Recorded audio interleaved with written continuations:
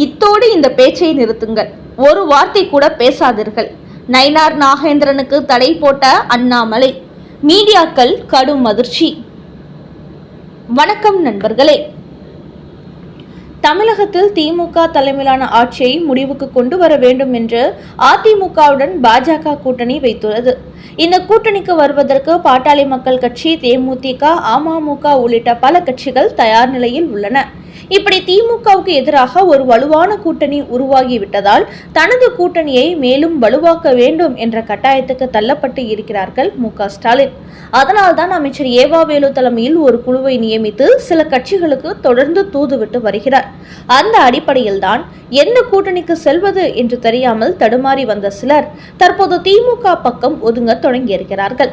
குறிப்பாக சொல்ல வேண்டும் என்றால், முன்னாள் முதலமைச்சரான OPS தன்னை டெல்லி பாஜக கண்டுகொள்ளவில்லை என்று சொல்லிக்கொண்டு மு.க.ஸ்டாலினை சந்தித்து ஒரு பரபரப்பை ஏற்படுத்தியிருக்கிறார்.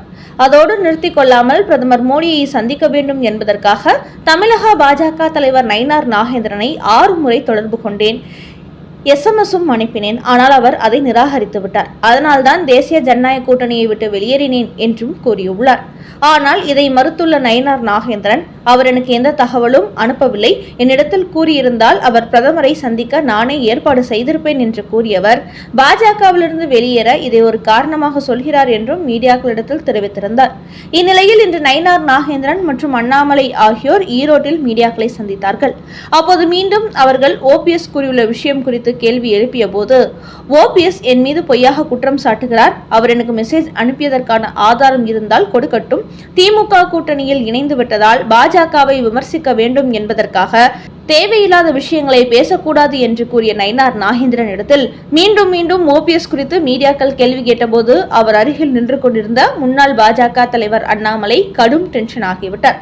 தனக்கு 6 முறை OPS கால் பண்ணவில்லை, மெசேஜ் அனுப்பவில்லை என்பதை எங்கள் தலைவர் உறுதிபட சொல்லிவிட்டார்.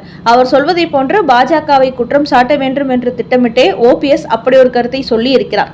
அதனால் தேவையில்லாமல் நீங்கள் இந்த விஷயத்தை மீண்டும் மீண்டும் தொடர வேண்டாம் என்று மீடியாக்களை பார்த்து பேசிய அண்ணாமலை, OPS குறித்த கேள்விகளுக்கு நீங்கள் பதில் கொடுக்க வேண்டாம் என்று சொல்லி அவரை அங்கிருந்து அழைத்து சென்று விட்டார்.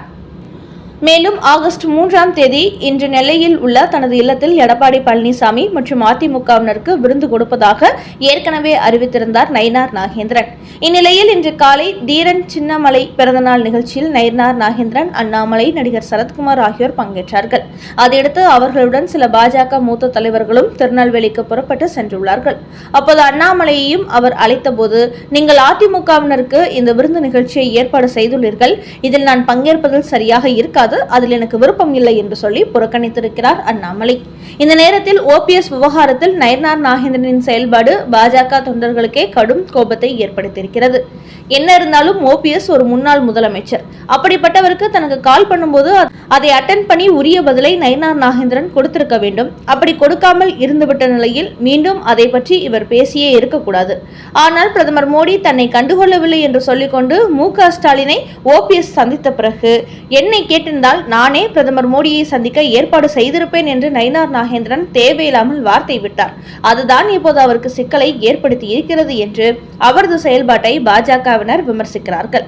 காரணம், இன்று மீடியாக்களை சந்தித்த OPS மீடியாக்களிடத்தில் கடந்த ஜூலை 24ஆம் தேதி நயினாருக்கு தான் மெசேஜ் அனுப்பிய ஆதாரத்தை காண்பித்திருக்கிறார். இப்படி OPS ஆதாரத்தை காட்டிவிட்டதால் நயினார் நாகேந்திரன் பொய் சொல்வதாக கருத தொடங்கிவிட்டார்கள். இதுவே அண்ணாமலை தலைவராக இருந்தால் யாரை எப்படி டீல் பண்ண வேண்டும் என்று சரியாக செயல்பட்டு இருப்பார். ஆனால் நயினார் நாகேந்திரனுக்கு யாரை எப்படி டீல் பண்ண வேண்டும் என்பதும் தெரியவில்லை, எப்படி பேச வேண்டும் என்பதும் தெரியவில்லை. அதனால்தான் இப்படி தேவையில்லாமல் வார்த்தை விட்டு எக்கச்சக்கமாக மாட்டிக்கொண்டுள்ளார். இப்படிப்பட்டவரை தமிழக பாஜகவின் தலைவராக வைத்திருந்தால் கட்சிக்கு தான் அசிங்கமாகிவிடும்.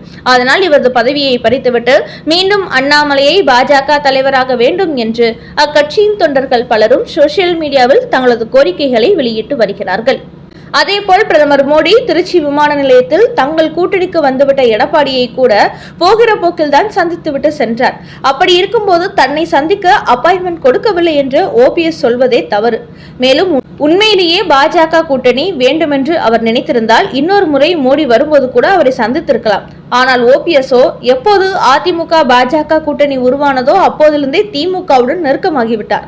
அதனால்தான் அரசியல் வட்டாரங்களில் மு.க.ஸ்டாலினுக்கும் OPSக்கும் இடையே கள்ள உறவு இருப்பதாக செய்தி வெளியிட்டு வந்தார்கள். அப்படி இல்லை என்றால் முதலமைச்சர் பொறுப்பில் இருக்கும் ஒருவரை ஒரே நாளில் 3 முறை ஒருவரால் எப்படி சந்திக்க முடியும்? அவரை பொறுத்தவரை இத்தனை காலமும் அதிமுகவில் இருந்ததோடு முதலமைச்சர் பொறுப்பிலும் இருந்தவர். அப்படி இருக்கும்போது அதிமுகவின் ஜென்ம எதிரியான திமுகவுடன் போய் சேர்ந்து இருப்பது அதிமுக தொண்டர்களுக்கு சுத்தமாக பிடிக்கவில்லை. அந்த அளவுக்கு சட்டமன்ற தேர்தலில் திமுகவிடம் ஒரு 4 சீட்டு வாங்க வேண்டும் என்பதற்காக ஸ்டாலினிடம் சரண்டர் ஆகி தனது மொத்த இமேஜையும் கெடுத்து கொண்டுள்ளார் என்றும் ஓபிஎஸ்ஐ பலரும் கடுமையாக விமர்சித்து வருகிறார்கள். அடுத்த செய்தி, டிரம்பின் மிரட்டலுக்கு இந்தியா அடிபணியாது, மோடி வெளியிட்ட அதிரடி செய்தி. அமெரிக்க அதிபர் டொனால்ட் ட்ரம்பை பொறுத்தவரை அனைத்து உலக நாடுகளும் தனது சொல்லுக்கு கட்டுப்பட வேண்டும், தாங்கள் சொல்லும் நாடுகளுடன் மட்டும்தான் வர்த்தக ரீதியான தொடர்பு வைத்திருக்க வேண்டும் என்பது போலவே தனது நிலைப்பாட்டை வெளிப்படுத்திக் கொண்டு வருகிறார். குறிப்பாக இந்தியா பாகிஸ்தான் இடையே போர் நடைபெற்ற போது கூட அந்த போரை நான் தான் நிறுத்தினேன் என்பது போன்று தம்பட்டம் அடித்து வந்தார் டொனால்ட் ட்ரம்ப். அதையடுத்து உக்ரைனுடன் ரஷ்யா போர் தொடுத்து வருவதால் அந்நாட்டுடனான வர்த்தக தொடர்பை இந்தியா நிறுத்திக் கொள்ள வேண்டும் என்று கோரிக்கை வைத்தார். ஆனால் அதை இந்தியா ஏற்கவில்லை. இருப்பினும் நேற்று மீடியாக்களை சந்தித்த அமெரிக்க அதிபர் தன்னுடைய கோரிக்கையை ஏற்று ரஷ்யாவிடம் கச்சா எண்ணெய் வாங்குவதை இந்தியா நிறுத்தி இருப்பதாக கூறியிருந்தார். அதற்கு தான் இந்தியா இன்று ஒரு மறுப்பு செய்தி வெளியிட்டுள்ளது. அதில் ரஷ்யாவிடமிருந்து கச்சா எண்ணெய் இறக்குமதி செய்வதை நிறுத்தவில்லை, எப்போதும் போல் அந்த இறக்குமதி தொடரும் என்று மத்திய அரசு அறிவித்துள்ளது.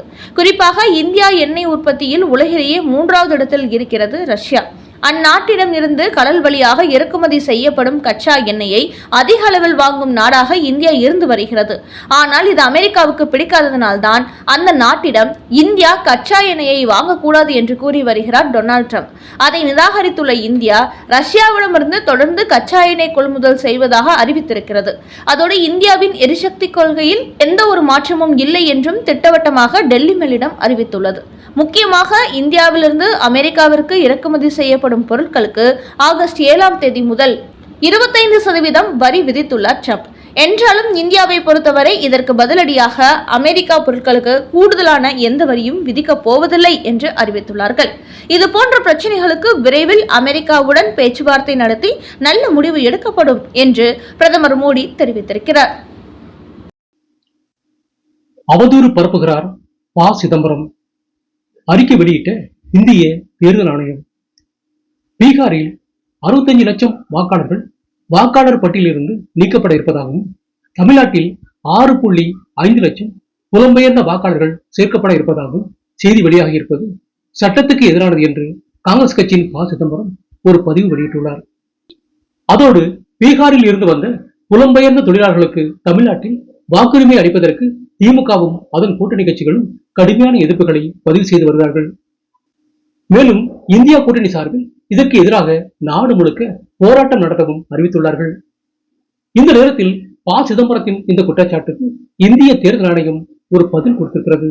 அதில் பீகாரில் 65 லட்சம் வாக்காளர்கள் நீக்கப்படுவதாகவும், தமிழ்நாட்டில் 6.5 லட்சம் வாக்காளர்கள் புதிதாக சேர்க்கப்பட இருப்பதாகவும் முன்னாள் மத்திய அமைச்சர் ப. சிதம்பரம் கூறியிருப்பது அவதூறு செய்தியாகும். இப்படி முக்கிய பொறுப்பில் இருந்தவர்களை அடிப்படை ஆதாரமற்ற செய்திகளை வெளியிடுவது பல்வேறு சர்ச்சைகளுக்கு வழிவகுக்கும். அதனால் யூகங்கள் அடிப்படையில் செய்தி வெளியிடுவதை ப. சிதம்பரம் போன்றவர்கள் நிறுத்திக் கொள்ள வேண்டும் என்று இந்திய தேர்தல் ஆணையம் கேட்டுக் கொண்டுள்ளது.